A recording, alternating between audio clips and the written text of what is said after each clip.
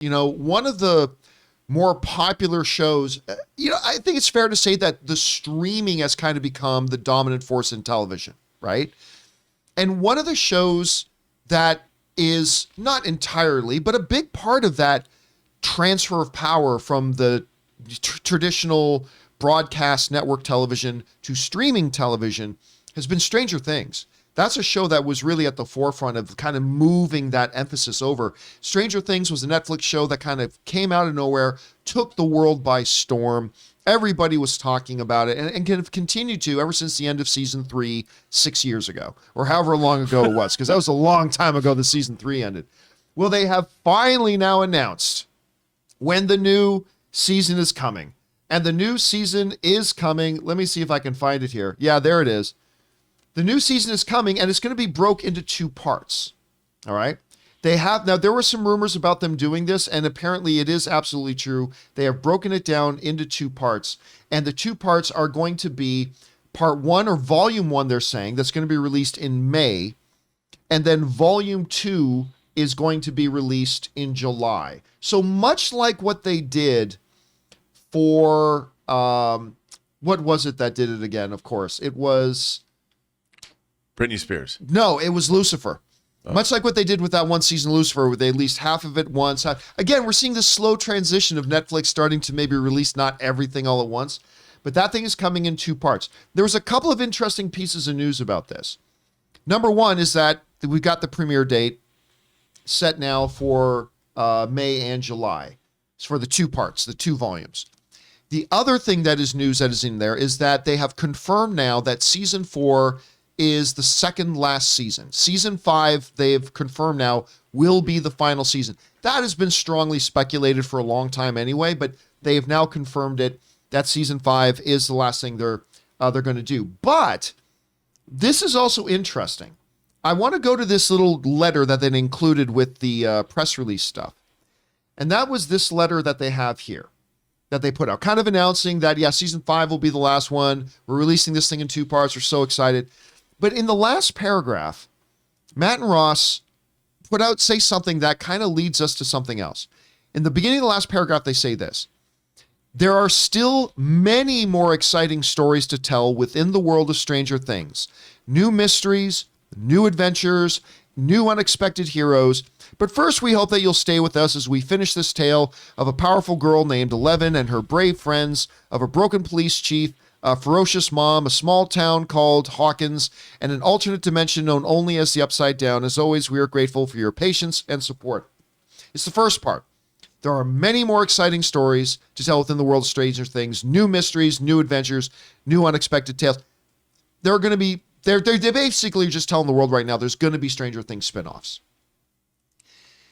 Which, as much as I like Stranger Things, I don't know if a spinoffs are the idea. It's like, is the next one going to be in the 90s now? Are they going to do that 70s show and then try to do that 80s show?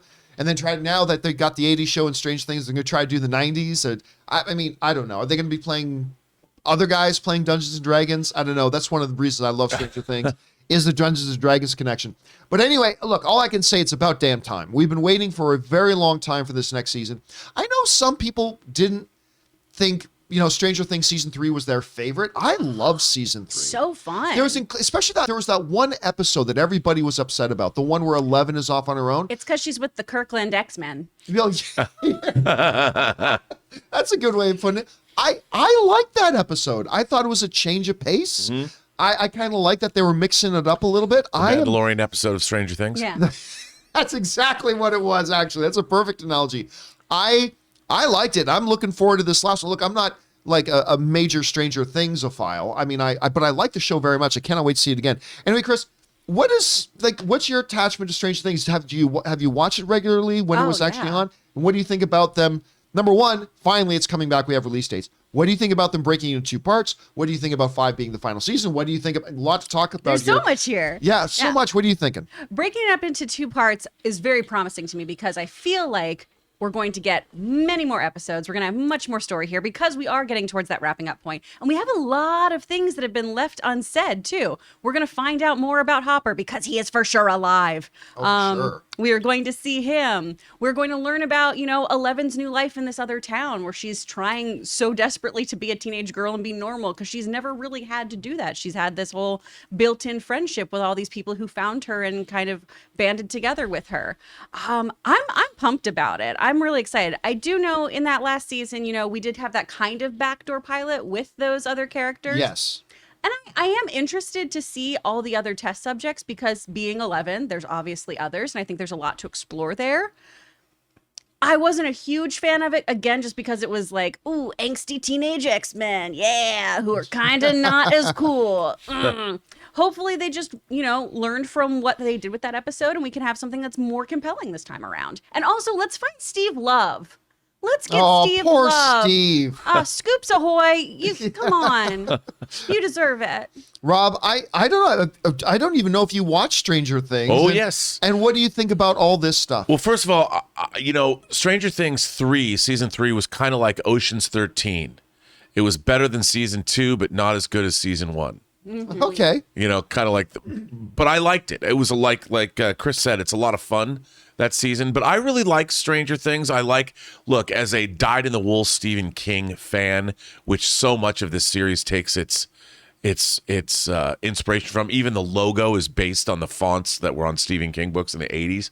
I'm a fan. So I'm looking forward to seeing where it goes. They say that the 4th season is now longer than any other of their seasons, broken up into 2 sections. Very exciting. I like this world. I really like the Upside Down. The Upside Down is a very H.P. Lovecraft. There's Cthulhu-like demons there, the Demigorgons and the whatever hell else is bigger that's out there. Man, I look forward to delving into that more. I really enjoy that sort of elder gods feel to it all.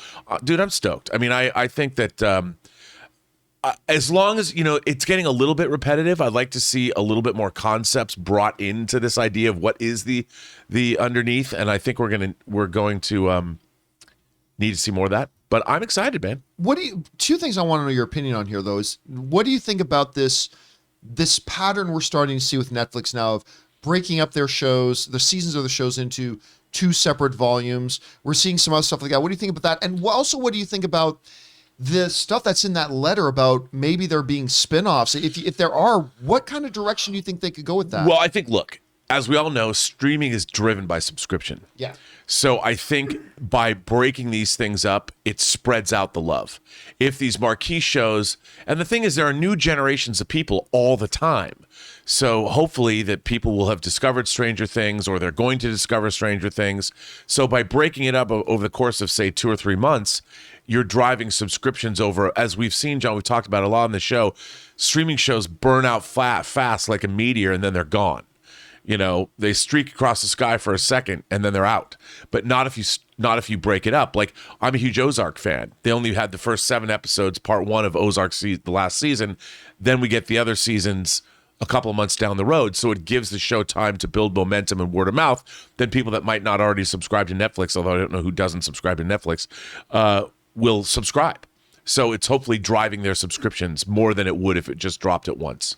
You're right, because if they did put all the episodes out on, say, May 8th, by May 12th, no one's talking about Stranger Things anymore. Yeah. That's right. It's already gone. It's gone. And the zeitgeist. So It's that makes gone. a lot of sense. In Anyway, terms of, I was just No, saying, go ahead. in terms of new shows, I mean, Oh, again, yeah, where they might go. where they might go. I think what I would do is the underneath has been something that has been fairly Upside Down? Oh, pardon me. Is that what I was saying? The underneath. The Underneath. Yeah, you know what I'm A thinking? new series from Robert Meyer No, but I Burnett. was thinking, I got Stranger Steven Things Soderbergh on the undercarriage. brain because of my Oceans thing, and he Stranger made Things a movie called The Underneath. So the Upside Down, as a threat has been fairly contained because Hawkins Yes. was really the only place we could get into it. Now we know they can get into it in Russia, but what if the Upside Down becomes a much more global threat? Where I could see if they're going to, because I love this idea. I don't know why I kept saying The Underneath, but I think that they can definitely delve into what is that, and all new cast of characters dealing with that threat. We don't know anything about The Underneath except what Upside hangs Down. out near the doorway. The Upside Down. Oh, and y'all, the X-Men were in season 2, chat is saying. That's my bad. I screwed that one up. I'm pretty sure that was it when she had shorter hair? Because in season 3, she's got her curls. You might be And right. she's just making out with Wasn't Mike it all the like time? Episode 7 or episode 8 of season 3? I think 8. Whatever. Sorry, It y'all. happened at some point. Look, The Underneath. That's a Soderbergh movie. That's a Soderbergh movie. I'm thinking Soderbergh because of Oceans 11, 12, and 13. What can I say? I'm like, I get. It's all right. We got you. Asperger's. Anyway, guys, the question is for you. What do you think about this? There's a lot to unpack here about Stranger Things. The release dates, it's being broken into 2 parts. Next season will be the final season. There's going to be some spinoffs. What do you think about any of this stuff? Whatever your thoughts are, jump on down to the comment section below and let us know your thoughts.